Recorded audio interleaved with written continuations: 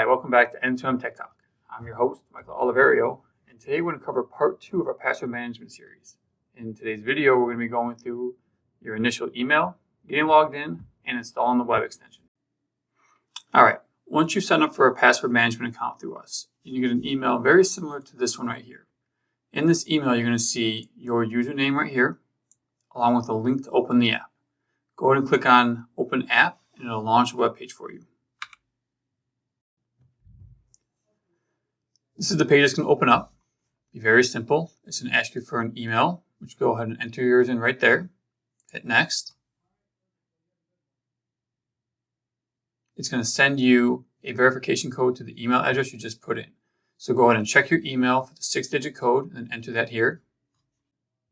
Once you put in that 6-digit code, it'll automatically take you to a password creation screen with some basic rules. 12 characters, at least one number, yada, yada, yada. So let's go ahead and create a password. Okay, once your password is created, go ahead and hit Save.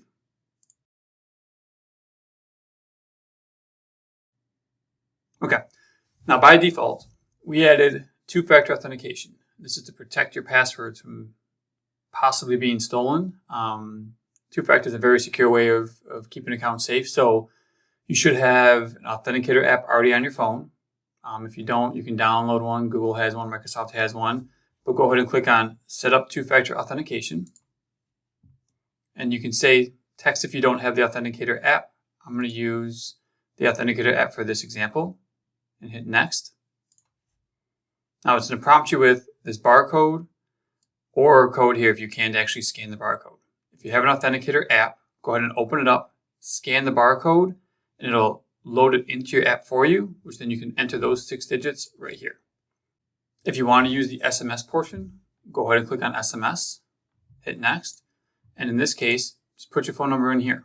And what it'll do is it'll text you a 6-digit code that you can plop in here, and then you'll be all set. Okay, this part's really important. This is your recovery code. So you're going to get these random characters in this sequence here. Just hit the copy button and then paste it into a text document and save it to a secure location in OneDrive or your private vault or something. These codes will basically allow you to reset your account and your two-factor if you were to lose your passwords. Okay, once you've copied those keys and you've hit Next, you'll get a quick Terms of Service pop-up. Just hit Accept. If you want to read them, you can click on them and it'll open new pages. I'm not going to go through that today, so just hit Accept. All right, now that gets you logged in. The last step today I want to do is get your browser extension going that allows Password Boss to actually autofill web pages for you.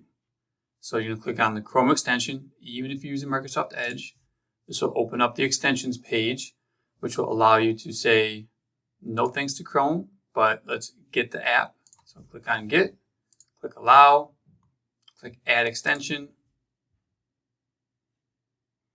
Then you'll see Password Boss is now an extension on your browser.